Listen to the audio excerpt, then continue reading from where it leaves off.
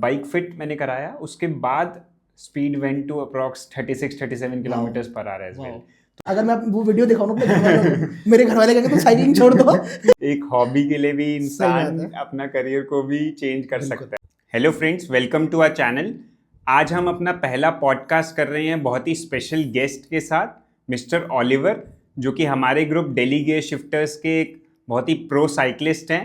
So welcome to the podcast. Thank you so much, Puneet ji. Thank you. It's an honor and a privilege to be here today. And I'm really honored कि आपने पहला मुझे guest choose किया इस particular podcast के लिए, series के लिए. So thank you so much. Most welcome. तो ओलिवर जी, मुझे आप बताओ कि आपकी साइकिलिंग जर्नी कैसे स्टार्ट हुई, और थोड़ा सा आप अपना इंट्रोडक्शन दो कि आप क्या करते हो।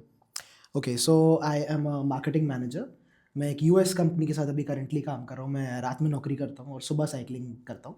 एंड जर्नी कैसे स्टार्ट हुई? In fact I picked up cycling during Covid. Covid के टाइम पे earlier I used to work out. I used to go to the gym and then I used to be a gym rat, used to lift weights. But हुआ ये कि Covid के time पे you can not go to the gym and there were no other avenues, healthy avenues जिसमें आप workout कर सकें. So I thought of picking up cycling. I had been cycling back in my school days, but not as a professional level, not at like regular जिस level पे हम अभी करते हैं. अभी भी हम professional नहीं हैं, amateurs हैं, but again इस level पे हम नहीं करते जैसे cycling. True. So I picked up sport during COVID, and then since then I've been like I fell in love with the sport, and I had in fact shoulder injury earlier. Okay. And I couldn't like lift weights at the same level. So I thought of changing. That was another factor that I wanted to stay fit. I wanted to pursue something that is a good workout, and I thought of cycling might be that, and I Okay. fell in love with the sport. Great. तो मतलब approximately आपको 4-5 years हुए हैं cycling करते हुए। मेरे को almost 4 साल हो गए. 4 साल में कितना डिस्टेंस कवर हो गया है? 4 साल में I've covered about 31,000 oh kilometers. Great, that's awesome. 31,000 kilometres cover करना 4 साल में साइकिल से। Yeah. तो जो साइकिलिंग नहीं करता उसको उसके लिए तो तो वो सोच भी नहीं सकता ये कि सही बात ऐसा भी हो सकता है। सही बात. और लॉन्गेस्ट राइड के बारे में बताओ, आपने कितनी लॉन्गेस्ट राइड सर मेरी है 400 किलोमीटर की. 400 in fact this year I did that. Okay. 2024 में in fact I have been cycling, जैसे मैंने बताया स्टार्टिंग से. तो उस टाइम पे मेरे पेरेंट्स को कन्विंस करना फॉर अ BRM जिनको नहीं पता, BRM is basically long distance ride. हमारा एक ऑडेक्स क्लब होता है पेरिस में, जिसके स्पेसिफिक रूट्स होते हैं जिसमें आप जाके साइकिलिंग करते हैं. तो वो रिकग्नाइज राइड्स होती हैं. तो इस साल मैं अपने पेरेंट्स को बड़ी मुश्किल से कन्विंस कर पाया. 3 साल लग गए मुझे कन्विंस करने में. And then I did like my SR thing. I mean I have not become an SR yet. मेरी 600 किलोमीटर की राइड रहती है, जिसका इनफैक्ट इसके ना कुछ प्री डिफाइंड डेट्स रहती हाँ, है. SR के बारे में आप बताओ पहले। हाँ, SR क्या तो होता है? SR एक बहुत ही प्रेस्टिजियस टाइटल है जो साइकिलिंग कम्युनिटी में लोगों को पता रहता है. It's not a race, it's randonneuring. Randonneuring की स्पिरिट होती है कि आप लास्ट साइकिलिस्ट को हेल्प करते हुए चले.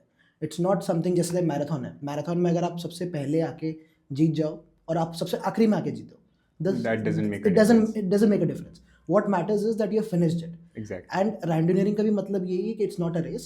It's something wherein it's a long distance cycling event wherein you help the last rider finish it. क्योंकि अगर आपने खुद कर लिया तो you have won in yourself. But अगर आप किसी और को भी हेल्प कर रहे हो फिनिश करने में, that is the true spirit of randonneuring. True. So I got introduced to it. I have always been fascinated by the idea about randonneuring, but it took about 3 years to convince my parents that I could go for a ride like that. So my longest ride that you asked, the answer to your question is 400 kilometers. ऐसा होता है कि आपको series में ride करनी होती है. आपको 200 किलोमीटर, 300 किलोमीटर, 400 और 600 kilometres. Once you do all of that in a series in a audax year, अब तो कैलेंडर ईयर हो गया है, नॉर्मल कैलेंडर ईयर में, तो you become an SR, and that SR is valid for that particular year जिस साल पे आपने किया है. तो इस साल मैंने स्टार्टिंग में ही सबसे पहले 400 किलोमीटर करी. Oh great. And usually people say that's the toughest. Reason being आपको सोने को नहीं मिलता, आपको उसमें अपनी स्लीप को मैनेज करना पड़ता है, and then you have to ride that distance. तो ओलिवर, जैसे हम 200 किलोमीटर की राइड करते हैं सुपर रैंडोनियर बनने के लिए, SR बनने के लिए, 300 किलोमीटर की एक राइड करते हैं, एक 400 की करते हैं और एक 600 की करते हैं. तो आपने बोला कि 600 की अभी नहीं करी, 200, 300 और 400 करी है जी. तो हमारे व्यूअर्स के लिए बताओ कि कितना टाइम अलॉट किया जाता है 200 किलोमीटर की राइड करने के लिए? ओके, सो बेसिकली एक सिंपल सा फॉर्मूला है. ओके. जितने भी आपके किलोमीटर है उसको आप 15 की स्पीड से डिवाइड कर लीजिए, 15 से डिवाइड कर लीजिए. राइट. एंड जितने नंबर ऑफ आवर्स आ जाएंगे उतने नंबर ऑफ आवर्स में आपको कंप्लीट करना होता है. Okay. So that's how the audax calculates कि आप कैसे कर सकते हैं, क्योंकि ऑडेक्स का रूल ये है कि it's a human powered vehicle. अब वो जैसे एक लेटने वाली साइकिल होती है, forgetting the name for that, but usually you can do it in that also. Okay. Anything that is human powered, you can complete that, and that is how Audex will recognize that it's a human powered vehicle. So 15 की वो average speed लेके calculate करते हैं, तो उसके अंदर आपको complete करना होता है वो डिस्टेंस. तो आपका स्टार्टिंग पॉइंट से एंड पॉइंट तक एक अलॉटेड टाइम फ्रेम रहता है. आपके चेक पॉइंट्स होते हैं, उन चेक पॉइंट्स को आपको कवर करना होता है, एंड उन चेक पॉइंट से पहुंचने का कुछ टाइम लिमिट होता है. तो you can like you have to be sure कि आप किस तरीके से पेस कर रहे हैं अपने आप को. यूजुअली हम रोड बाइक चलाते हैं तो हमारी स्पीड ऑन एन एवरेज इतने लंबे डिस्टेंस पे 25 किलोमीटर या 22 किलोमीटर तक आ जाती है. मतलब it's not a race like I said. So you don't focus on increasing your average speed, you focus on completing and enjoying the entire experience. Exactly. तो audience के लिए मैं बता दूं कि जो 200 किलोमीटर या 300 किलोमीटर या 400 किलोमीटर या 600 किलोमीटर की राइड होती है, तो उसमें हमें 1 घंटा में हमें कम से कम 15 किलोमीटर कवर करना होता है, तभी हम वो उसको कंप्लीट कर पाएंगे. हालांकि 15 किलोमीटर के पेस से चलेंगे तो वो पॉसिबल नहीं होता है कि उसको कंप्लीट करें, क्योंकि बीच में ऑब्वियसली हम रेस्ट भी लेते हैं. ऐसा नहीं है कि 200-300 किलोमीटर हम नॉन स्टॉप राइड्स कर रहे हैं. तो हमारी जनरली मैंने देखा है जो से रोड बाइक हम राइड करते हैं, मैं करता हूँ, आप करते हैं, तो वही जैसे आपने बताया 22 की 24 तक की स्पीड्स आ जाती हैं एवरेज. 1 घंटे में 24-25 किलोमीटर भी आ जाता है, ताकि क्योंकि हमें रेस्ट का टाइम भी मिल जाता है बीच में, क्योंकि obviously we can not ride non stop. बिल्कुल. तो अभी आपने लॉन्गेस्ट राइड भी बता दी अपना. मुझे एक चीज़ बताओ, साइकिलिंग में ऐसा क्या फैसिनेटिंग लगता है, क्या अच्छा लगता है जो आपने पिछले 4 साल से इसे कंटिन्यू कर रहे हो? 31,000 किलोमीटर चला ली है साइकिल, जो कि अपने आप में एक अचीवमेंट है, और इतनी लंबी लंबी राइड्स भी करी हैं. और ऑडियंस को मैं ये भी बता दूं कि मुझे पर्सनली जब भी लंबी राइड करनी होती है, मेरी लॉन्गेस्ट राइड है 200 किलोमीटर्स, वो भी BRM. और अभी एक ग्रुप है हमारा CCC, जिसमें मैंने 200 किलोमीटर्स की राइड्स करी हैं. तो मुझे पर्सनली जब भी लंबी राइड करनी होती है, लंबी मतलब 100-150 किलोमीटर, तो मेरे को सबसे पहले ऑलिवर का ख्याल आता है कि भाई ऑलिवर को बुला लेता हूँ, भले वीकडे हो वीकेंड हो, doesn't matter, I can call him any time कि भाई चलेगा, तो ही इज रेडी ऑलवेज. भाई लंबी राइड करनी है तो Oliver is the person to go. सही बात है. तो I mean to answer your question, see लंबी ride is always fun for me. क्यों? And what your question is कि क्यों आप साइकिलिंग को मतलब इतना तवज्जो देते हो rather than क्या other अच्छा sports? लगता है साइकिलिंग में मुझे ये अच्छा लगता है कि it's more of a mental game, it's not a physical game. मतलब जैसे वेट लिफ्टिंग में करता था, मैं पावर लिफ्टिंग करता था पहले. अच्छा. That's also mental, and I'm not demeaning other sport. That's also a very good sport. What I'm trying to say here is कि cycling में what I realize is कि first of all you feel like even weightlifting में भी ऐसा होता है, सारे sports में there's a mental construct कि यार ये शायद नहीं कर पाऊंगा. जैसे अभी नॉन साइकिलिस्ट अभी सुन रहे होंगे, कहेंगे यार 100 किलोमीटर साइकिल से, how is that possible? But for us cyclist it's a regular distance. Right. जब आपने भी पहली बार किया होगा, एक मेंटल कंस्ट्रक्ट रहता है कि शायद ना हो पाए.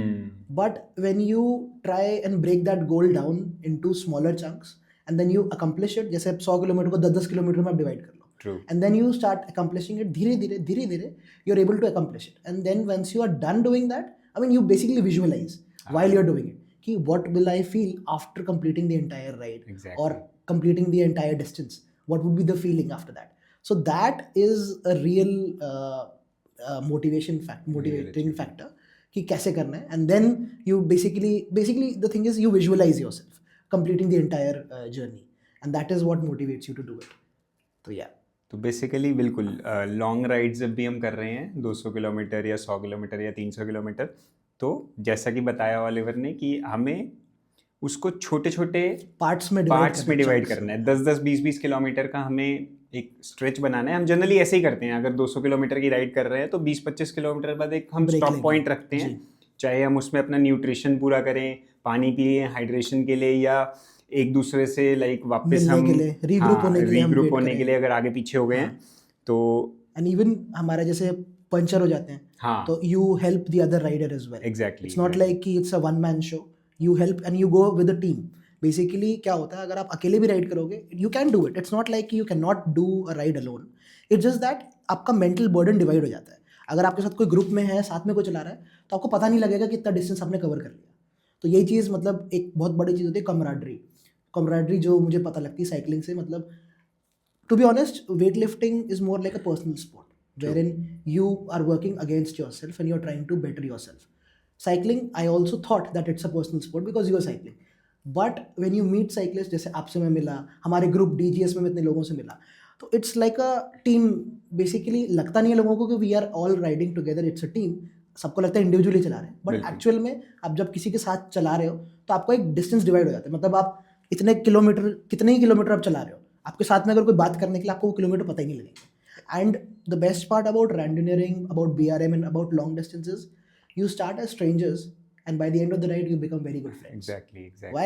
Because you are all going through that journey together. सब वो जो pain है, क्योंकि there is definitely a lot of pain in the body when you're doing it, all of that you have got a lot of shared experience, like a lot of saddle time together. तो वो आपकी एक बहुत अच्छी bonding बना देता है। And then जैसे सपोज करो आपकी चेन खराब हो गई, आपका पंचर हो गया, अब मैं आपकी हेल्प कर रहा हूँ, तो वो चीज़ ना एक बहुत ज़्यादा मोटिवेटिंग फैक्टर होती है कि आप दूसरे की हेल्प करते करते चल रहे हो। तो that is what we look for as cyclist, कि आप एक दूसरे की हेल्प करें। एंड लाइक यू सेड कि साइकिलिंग ही क्यों, मतलब when I started cycling Covid में, I used to work remotely क्योंकि we were all forced to work from home.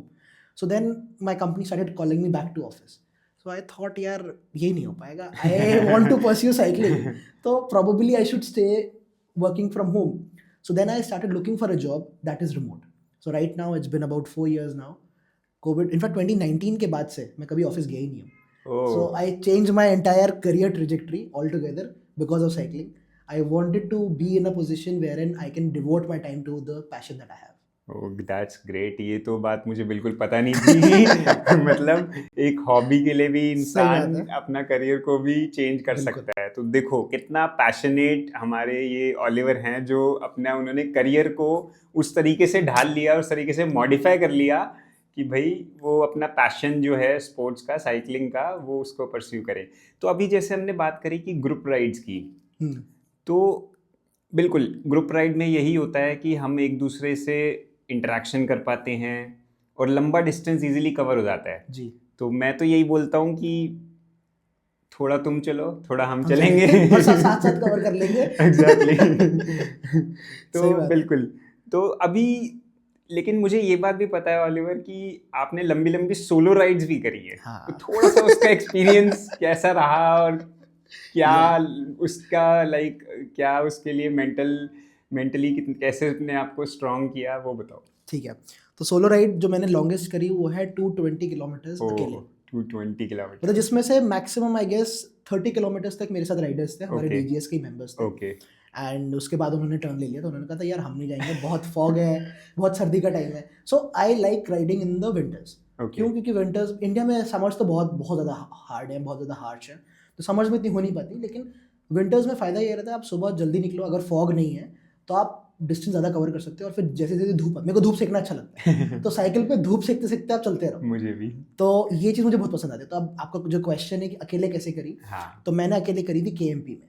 KMP is very brutal in the sense, अगर आप अकेले चला रहे हो वहाँ पे एक तो कुछ नहीं है आसपास, हाईवे पे आप रुक के पानी भी नहीं खरीद सकते। ओके। आप रुक के कुछ भी नहीं कर सकते क्योंकि दुकान, खाना वाने की कोई दुकान ही नहीं है। बहुत अच्छा। मुश्किल से एक पर्टिकुलर एग्जिट पे मिलेगा, और वो एग्जिट भी 20-25 या 30 किलोमीटर बाद है। अच्छा। तो it's kind of very brutal.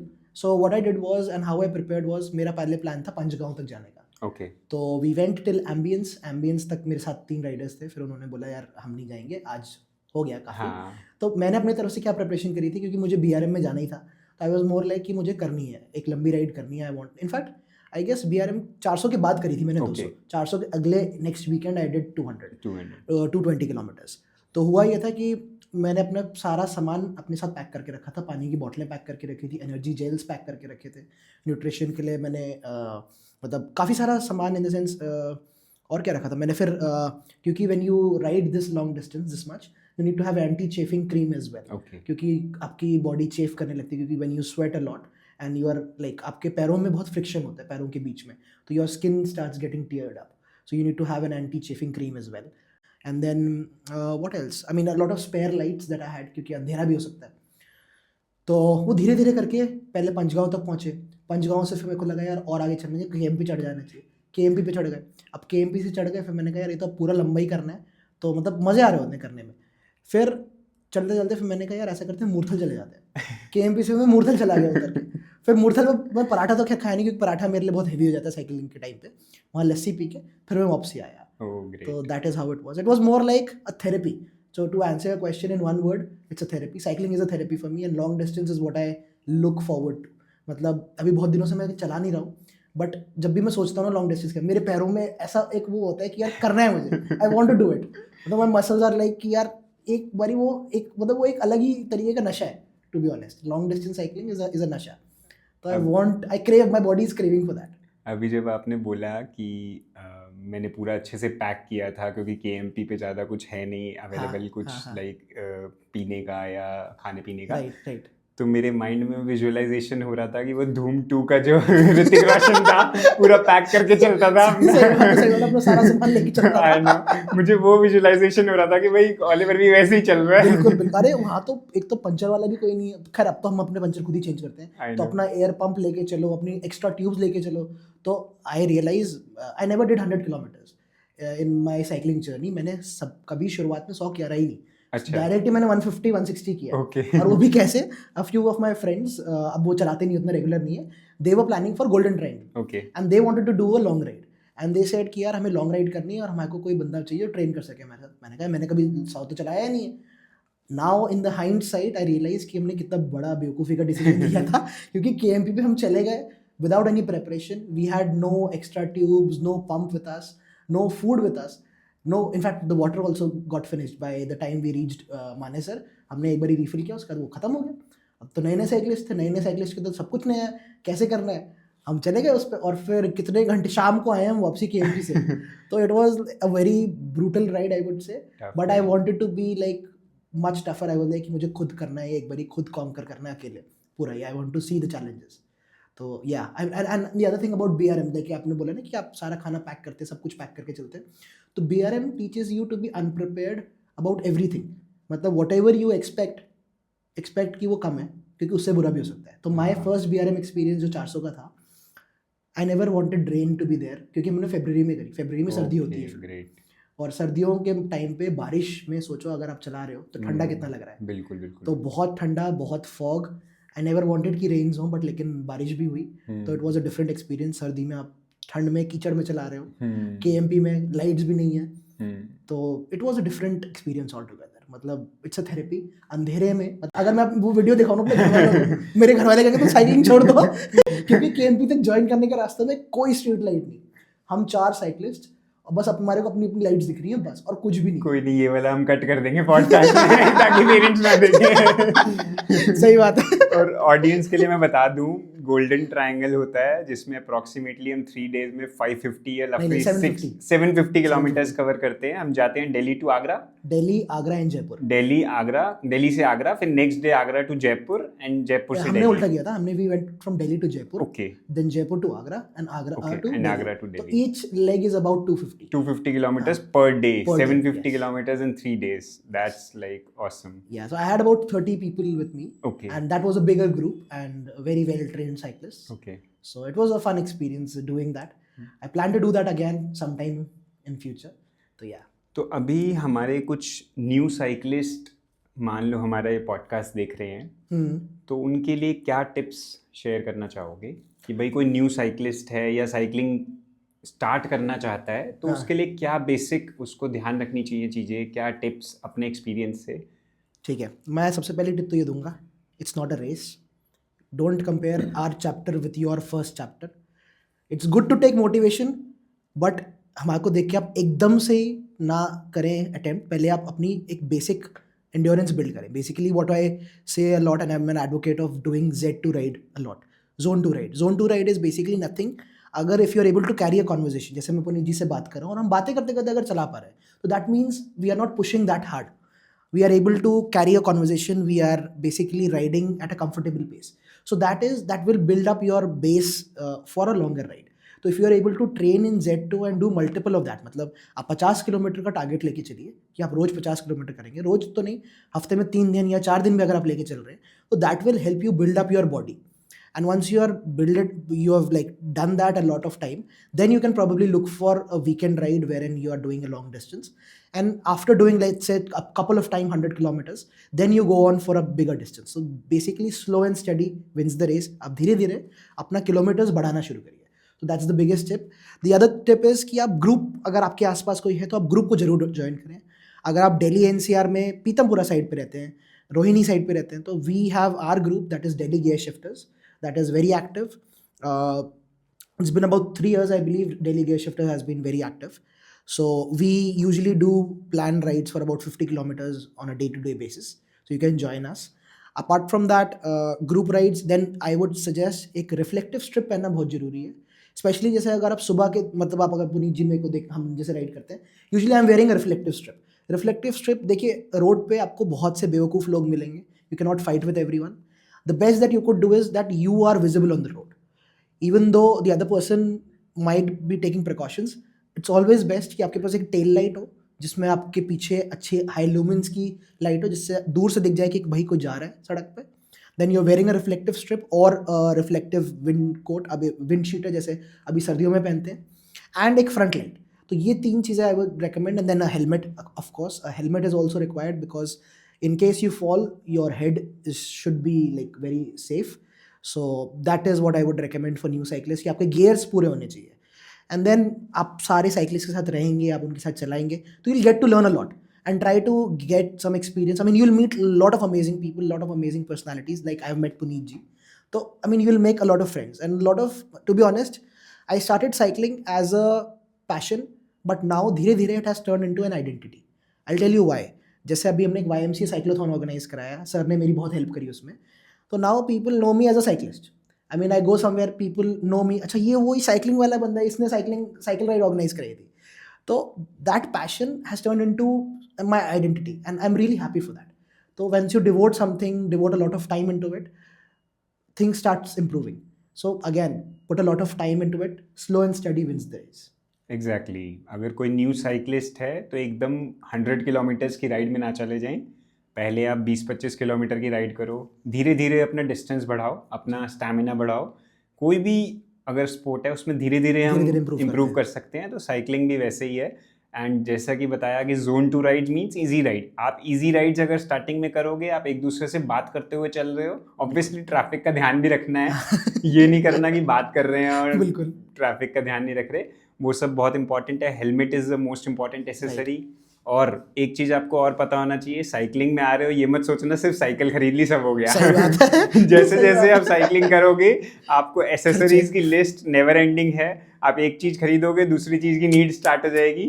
तो वो आपको विद साइकिलिंग स्टार्ट करने के 2-3 महीने के अंदर जैसे ही कोई ग्रुप ज्वाइन करोगे पता लग जाएगा. लेकिन मतलब सबसे बड़ी चीज है आपका पैशन. मतलब you could do cycling even with the basic cycle. It's not that कि it is recommended. A road bike I would say is a good option. It will help you cover a long distance, but it's more like कि आपका passion कितना है, आप कितना उसको enjoy कर रहे हैं. तो even आप देखेंगे लोग एटलस की साइकिल में भी कितने कितने किलोमीटर कर लेते हैं. तो it's not like it is mandatory कि आप अपग्रेड करें. मतलब एक क्या चीज़ होती है, एक पीयर प्रेशर बन जाता है कि यार इसने कार्बन साइकिल ली, इसके व्हील्स कार्बन के हो गए, मैं भी अपग्रेड करूँ, मैं भी अपनी स्पीड बढ़ाऊँ. तो that is something called as rat race. I mean, instead of focusing on that, what you should be focused more on कि इसने इतने किलोमीटर चलाया, मैं इससे ज़्यादा किलोमीटर चलाऊंगा. You focus on achieving the distance, and that's what I have been doing. मतलब, sorry to say, even I have a carbon bike now. But before buying that, the idea behind it is कि you try and dominate the leaderboard. And that's what I usually do. जब मैं cycling करता हूँ तो I want to be at the top. I mean, Puneet ji has been a very good competition. Puneet जी को देख के I try and compete कि भाई पुनीत जी को beat करना है. But वो हो नहीं पाता. But लेकिन that's how you, like, it's a friendly competition. कि you try, it's not like कि पुनीत जी अकेले ही चला रहे हो सारा. मतलब हम साथ में भी चला रहे हैं. But लेकिन पुनीत जी की consistency मेरे से ज़्यादा है. That is very nice to see. So that is something I would say, when you ride with a group, you will meet a lot of people and you will make a lot of friends who are in a part of that competition with you. So it's not you versus them, it's all of you together. ठीक है. तो Oliver अब हम बात करते हैं थोड़े से कोई न्यू साइकिलिस्ट अगर हैं या जो साइकिलिंग स्टार्ट करना चाहते हैं, उनके लिए हम कौन कौन से टाइप की साइकिल होती हैं उसके बारे में बात करते हैं. सबसे पहले आप MTB के बारे में बताओ. मैं 3 टाइप की साइकिल होती है, पहले मैं ही बता देता हूँ. एक तो होता है MTB mountain bike, second is hybrid, third is road bike. Right. तो पहले MTB यानी माउंटेन बाइक से स्टार्ट करते हैं. तो माउंटेन बाइक के बारे में बताओ. ठीक है. तो माउंटेन बाइक आपकी सबसे बेसिक साइकिल है. मतलब आपके पास जो घर पे होगी ना cycle, there is a high chance that's an MTB. जो आपने अपने स्कूल टाइम पे चलाई होगी, that must be an MTB. MTB is like a regular cycle. The moment you see it, you'll be able to recognize कि it's a cycle with a shocker. अगर उसमें shocker है तो बहुत ही अच्छी बात है, वो एक MTB ही होगी.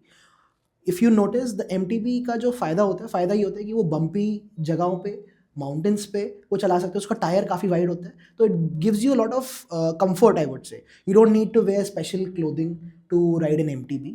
And I mean, there is definitely, once you go to a professional level, you wear cleats in an MTB as well, you wear shorts in an MTB as well. But for a regular cyclist, for a new cyclist, MTB is like way to go. मतलब आप उसमें कम distance भी cover कर सकते हैं, and it's a comfortable ride for you. Then जैसे आपने बताया हाइब्रिड एक कैटेगरी है जो आपकी MTB और रोड बाइक के बीच में आती है, एंड दैट इज पहले रोड बाइक की बात करते हैं, फिर पहले रोड hybrid समझ बाइक, आएगा। एक्चुअली सॉरी, फिर देन hybrid दैट वुड समझ मेक इट आएगा। Very easy. रोड बाइक क्या होती है? रोड बाइक की जो ज्योमेट्री होती है ना, that is very aggressive. And to be honest, I fell in love the moment I saw road bike. This is my third road bike, and मैंने पहली भी रोड बाइक ही खरीदी थी. ओके, तो the moment I saw it, I was like, this is something I want to ride. So road bike is very attractive. You will see एक उसका handle झुका हुआ होता है, उसकी जो ज्योमेट्री होती है वो बहुत एग्रेसिव होती है, वो एक रेसिंग के लिए इस्तेमाल करी जाती है. Even though I don't race a lot, but that geometry will help you cover a lot of distance. मतलब आप MTB भी कर सकते हैं, MTB पे ऐसा नहीं कि आप नहीं कर सकते, you can definitely do it. It's just that it becomes a tad bit easier. मतलब अगर आपको मैं बोलूँ, आप एक सुजुकी को मॉडिफाई करा के भी आप रेसिंग पे जा सकते हो, और आप एक F1 फरारी को भी मॉडिफाई करा के जा सकते हो, लेकिन F1 will definitely, Ferrari would definitely be much faster car. So the same thing is there. आपकी जो रोड बाइक होगी वो डिस्टेंस कवर करने में बहुत ईजी है. उसकी जो ज्योमेट्री है वो आपको basically, it's designed, it's engineered for covering a lot of distance and to be like with speed. To cover a lot of distance with speed, you will go for a road bike. अब इन दोनों के बीच की जो category आती है वो होती है हाइब्रिड. हाइब्रिड की जो ज्योमेट्री है वो उतनी एग्रेसिव नहीं होती, बट उसके जो व्हील्स होते हैं वो बहुत पतले होते हैं. कंपेयर टू रोड बाइक मोटे होते हैं, एंड कंपेयर टू MTB पतले होते हैं.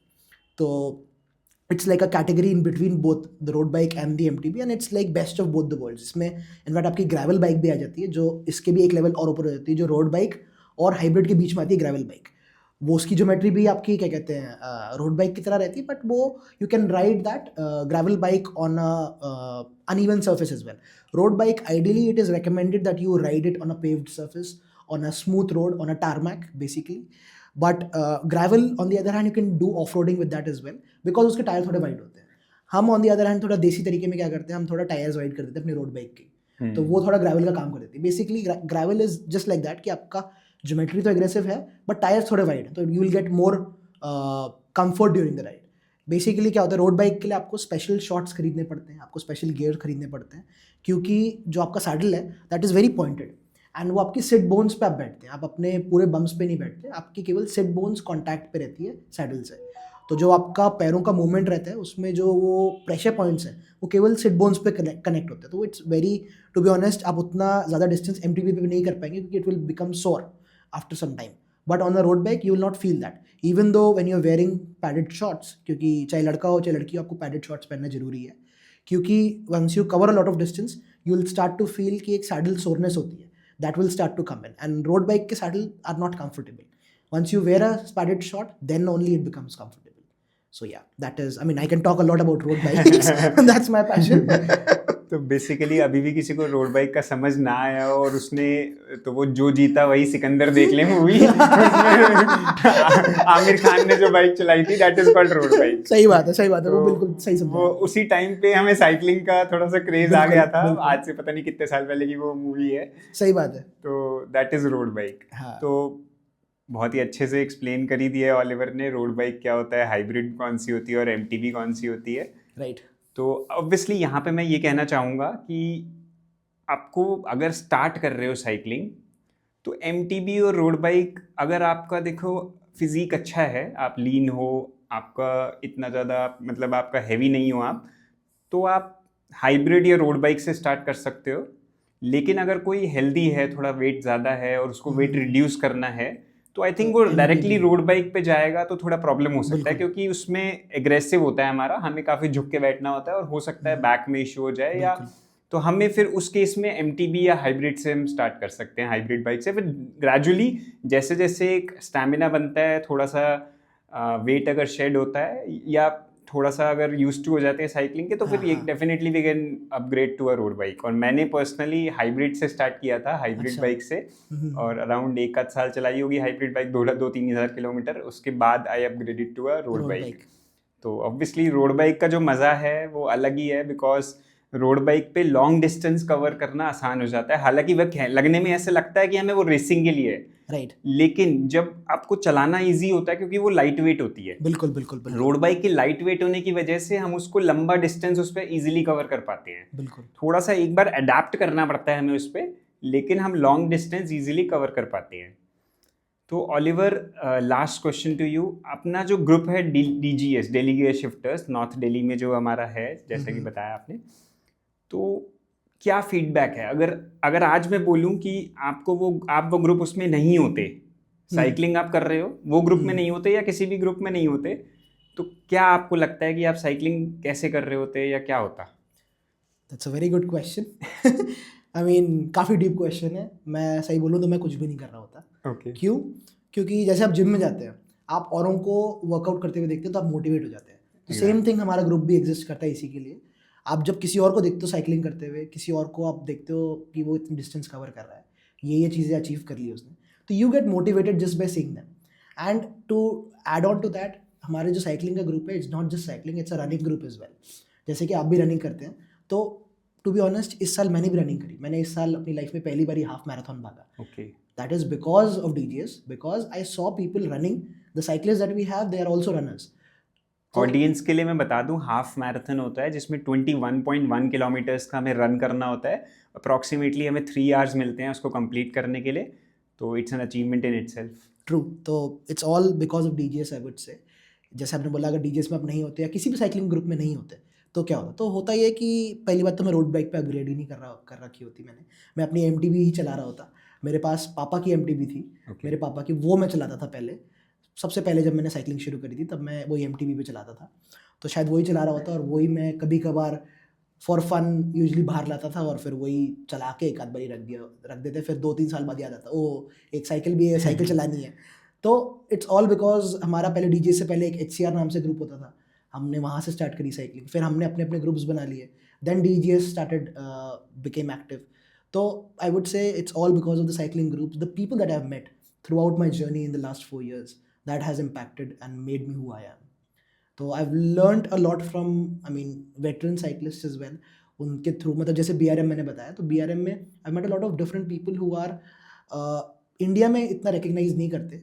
यूजुअली अगर आप इंडिया के बाहर इतना अचीवमेंट्स कर लें, हमारे इंडिया में जैसे मिस्टर संजीव हैं, जिनको मैंने YMCA में चीफ गेस्ट बनाया था, ही इज़ अ पर्सन जिनको अभी 1 जनवरी या 3 जनवरी ही has an interview in the US, जहाँ पे वो अपने साइकिलिंग एक्सपीरियंस के बारे में बताएंगे। तो बेसिकली साइकिलिंग उन्होंने काफ़ी बारी SR कर रखी है। ऐसे डॉक्टर भास्कर हैं एक, जो इंडिया में सबसे ज़्यादा हाईएस्ट SR बन रखे हैं, मतलब एक दिन की, एक साल की कम से कम 10 या 20 SR। ग्रेट। 10 या 20 SR करना is like huge, very very huge. 10 SR मतलब जो 200 किलोमीटर, 300 किलोमीटर, 400 किलोमीटर और 600 किलोमीटर, मतलब ये चारों राइड्स करने हैं, मतलब एक बार SR बनना। और 10 बार साल में आपने वो SR चारों राइड्स करी, तो तब आप 10 बार SR So that is like my huge level of respect for these people. Great, कि I they know. have done that. And in fact, Dr. Dhingra है एक हमारे इंडिया में, he has a world record right now for the most SR in the entire world. Okay. World में या Asia में तो I think he is the highest. तो उनका भी I don't remember the exact number, but he has also been a very phenomenal cyclist. I've never met him, I've heard about him. So what I'm trying to say is कि through the groups and through interacting with various cyclists, I've gotten to know a lot of people, and they have been of great help to me. So that's how, I mean, एक passion जो identity बन गया मेरा, और उसके through मुझे एक community मिली। and to be honest, मैंने YMCA cyclothons और इनफैक्ट काफ़ी डाइसिस की भी cyclothon मैंने ऑर्गेनाइज कराई है। तो दिल्ली में I've met a lot of new people through cycling. So there's like I really want कि community और grow हमारे country में, especially in Delhi, और infrastructure develop हो जहाँ पे और cyclists हैं। अभी at this point we are working in silos. We have various groups within Delhi, but not a lot of them interact. I mean, CCC Club ने बहुत अच्छा initiative लिया जिसमें they've interacted and they've brought in all the cyclists from different regions together. So that is the sort of thing that even I envision कि we as a community grow together. And once that happens, the infrastructure would definitely improve. As of now, what I feel is कि India में cyclist की कोई इतनी इज्जत नहीं करता। आप रोड पे निकल जाएं, आपको इतने हॉर्न मारेंगे, आप ट्रैफिक में निकल के देखो, आपको पता लगेगा। That's the reason why we prefer riding. अगर जैसे कोई नया साइकिलिस्ट भी है, उसको भी राइड करने, तो early mornings there are less, I am sorry to say for a lack of better word, there are less idiots on the road early in the morning. दिन में आप खुद देखोगे कि it becomes very bad. I mean, एक तो pollution इतना है हमारे देश में, तो इवन ये भी एक फैक्टर है, इनफैक्ट सुबह सुबह भी पोल्यूशन होता है, but again we prefer to ride on a green area जहाँ पे थोड़ा पोल्यूशन कम हो. हम सेंट्रल दिल्ली में चले जाते हैं या रिज पे चले जाते हैं. बट या ये चीज़ है कि अगर हम साइकिलिंग कम्युनिटी के साथ करेंगे, एक कम्युनिटी को डेवलप करेंगे, तो it will be better for the future cyclist as well. Lastly Oliver, एक चीज़ मैं बोलना चाहूँगा कि जो न्यू साइकिलिस्ट हैं, जब वो अपनी न्यू साइकिल लेने जाते हैं, भले वो रोड बाइक ले रहे हैं, हाइब्रिड बाइक ले रहे हैं, तो एक गलती वो ये करते हैं कि वो ना अपने एग्जैक्ट साइज़ की साइकिल कई बार नहीं ले पाते. किसी डीलर के पास वो जाते हैं, हालांकि मैं किसी भी बाइक शॉप या किसी भी डीलर की बात मतलब बुराई नहीं कर रहे. मैं वो नहीं कर रहा, बट कहीं ना कहीं वो गलत साइज़ की साइकिल ले लेते हैं. कभी ओवर साइज़ ले लेते हैं, मान लो उनकी हाइट के हिसाब से मीडियम साइज़ की बाइक लेनी चाहिए, तो कई बार लार्ज ले लेते हैं या कई बार स्मॉल ले लेते हैं. तो गलत साइज़ की साइकिल ले लेते हैं और कहीं ना कहीं वो हैम्पर करती है उनकी जर्नी में, परफॉर्मेंस में भी हैम्पर करती है, और कई बार उस वजह से कुछ इश्यूज़ भी आ सकते हैं. तो एक तो ये चीज़ हो गई कि कभी भी कोई भी साइकिलिस्ट अगर एक न्यू बाइक खरीद रहा है तो उसको साइज़ चार्ट जरूर देखना चाहिए. जो भी ब्रांड की वो बाइक ले रहा है, मान लो वो स्कॉट या ट्रैक की बाइक ले रहा है, तो उनकी वेबसाइट्स पे वो साइज़ चार्ट अवेलेबल होता है. उसमें आपको हाइट देखनी होती है अपनी, इनसीम देखना होता है. इनसीम क्या होता है वो आप गूगल कर सकते हैं. तो इनसीम, हाइट और arms length, legs length, 3-4 factors होते हैं. वो सब के हिसाब से आपको एक बाइक परचेज करनी चाहिए, बिकॉज अगर आप एक न्यू बाइक खरीद रहे हैं अच्छे ब्रांड की, तो it cost a lot. Absolutely. तो आपको गलत साइज़ की बाइक नहीं लेनी चाहिए. बिल्कुल. एक तो ये मिस्टेक होती है साइकिलिस्ट की जो न्यू बाइक खरीदते हैं. तो ऐसे में मैं एक मैसेज और देना चाहूँगा कि जो सेल करने वाले डीलर्स हैं वो भी और अच्छे से इस चीज़ पे गाइड करें तो अच्छा है. मतलब सिर्फ बेचने के लिए ना जाएं, क्लियर करने पे हाँ, सिर्फ स्टॉक क्लियरेंस के लिए ना जाएं. अगर जो साइकिलिस्ट है उसको सही बाइक सजेस्ट करके दी जाए उस एज पर इज साइज, उसके लिए उसको गाइड किया जाए, तो ज़्यादा इंपॉर्टेंट है. तो एक तो ये मिस्टेक मुझे दिखता है जो सबसे बड़ा एक ब्लंडर ही हो जाता है अगर गलत साइज हम ले लेते हैं, क्योंकि फिर बाद में उसे सेल करना पड़ता है. और कई बार साइकिलिस्ट को पता ही नहीं होता कि वो गलत साइज की साइकिल चला रहे हैं. तो कई बार कोई फेलो साइकिलिस्ट ही उसे बताते हैं. तो इसके अलावा क्या लगता है मेजर क्या मिस्टेक एक साइकिलिस्ट को अवॉइड करना चाहिए? मतलब जैसे आपने मिस्टेक के बारे में बताया, एक चीज़ और कर सकते हैं. अब जैसे आपने साइकिल खरीद ली, अब that is not your size and you have invested a lot of money.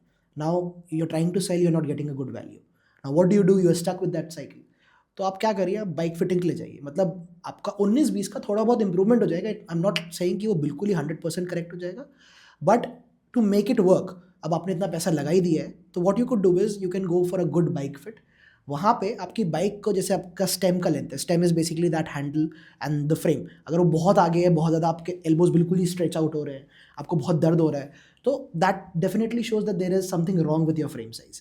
So you can probably get a reduced smaller stem size. आपके स्टेम की हाइट ऊपर नीचे करनी है adjust. So lot of adjustment can be done. I am not saying कि वो देखो, see the thing is the perfect size और परफेक्ट फिट इज रिलेटिव, क्योंकि आपकी बॉडी जो है वो चेंज हो रही है. अब आप अपने कपड़े भी जैसे टेलर की तरफ पास जाते हैं, वो आज कुछ है, कल आपकी बॉडी का साइज कुछ और है. तो a lot of things are like trial and adjustment. It's not 100% accurate कि आपको ये साइज आज आ रहा है तो कल आपको वही साइज रहेगा. And I am not saying कि आपको हर 6 महीने में अपनी साइकिल चेंज करनी है. That's also not what I am saying. What I'm trying to say is कि your body needs some time to adjust. So a good proper bike fit is very very required. अगर आप एक long distance cover करना चाहते हैं and आपको कुछ ज़रा सा भी डिस्कम्फर्ट होता है बॉडी में, कुछ डिस्कम्फर्ट तो रहेगा, जैसे आपको सैडल सोरने से, that is something bound to happen, क्योंकि वो आप इतने घंटे एफर्ट डाल रहे हैं. बट आपके एल्बोज में दर्द हो रहा है, आपके शोल्डर्स में दर्द हो रहा है, आपकी नेक में दर्द हो रहा है, तो दैट डेफिनेटली शोज कि आपका कुछ पोजिशन में, अलाइनमेंट में कुछ दिक्कत है.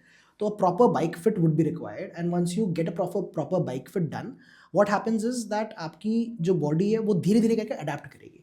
तो इट्स ऑलवेज रिक्वायर्ड कि आप बहुत ज़्यादा, अगर रोड बाइक ले रखी है स्पेसिफिकली, तो रोड बाइक की वैसी ज्योमेट्री बहुत एग्रेसिव है.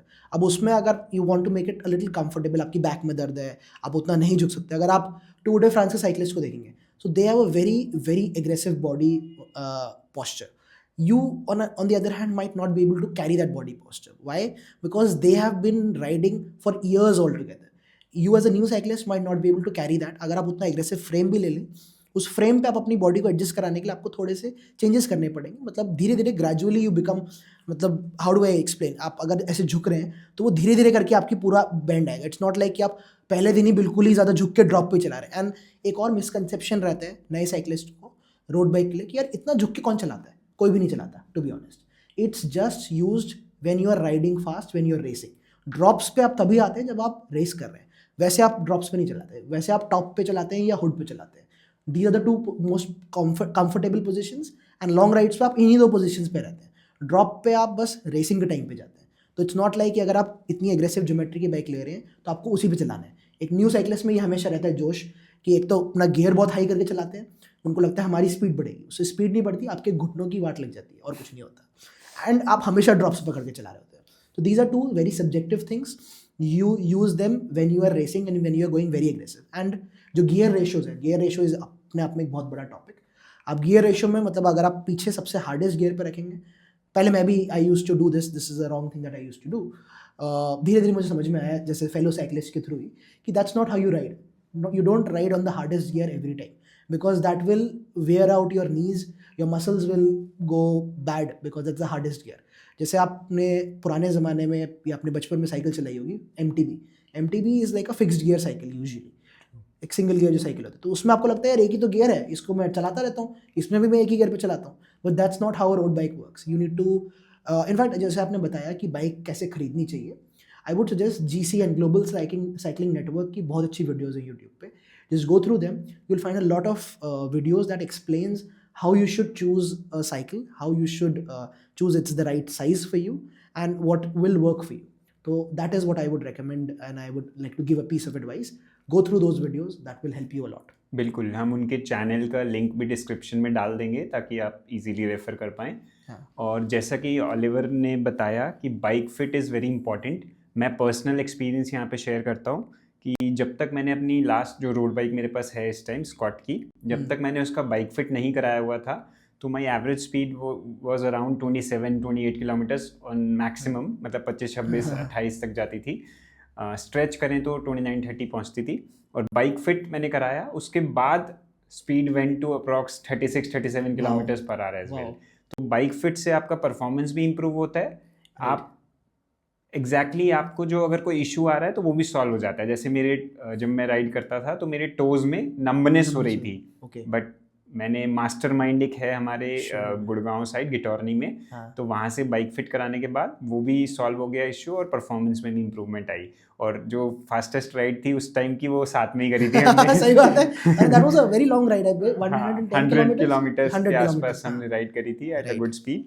तो bike fit is very important. Bike fit हमें ज़रूर कराना चाहिए, स्पेशली कोई प्रॉब्लम है तो. आई थिंक जैसे आपने बताया बाइक फिट में क्या एक फ़ायदा रहेगा, आपकी जो पावर है, आप जैसे साइकिल में जो भी पावर पुट कर रहे हैं, आपकी मशीन जो है वो अच्छे से रिस्पॉन्ड कर पाएगी.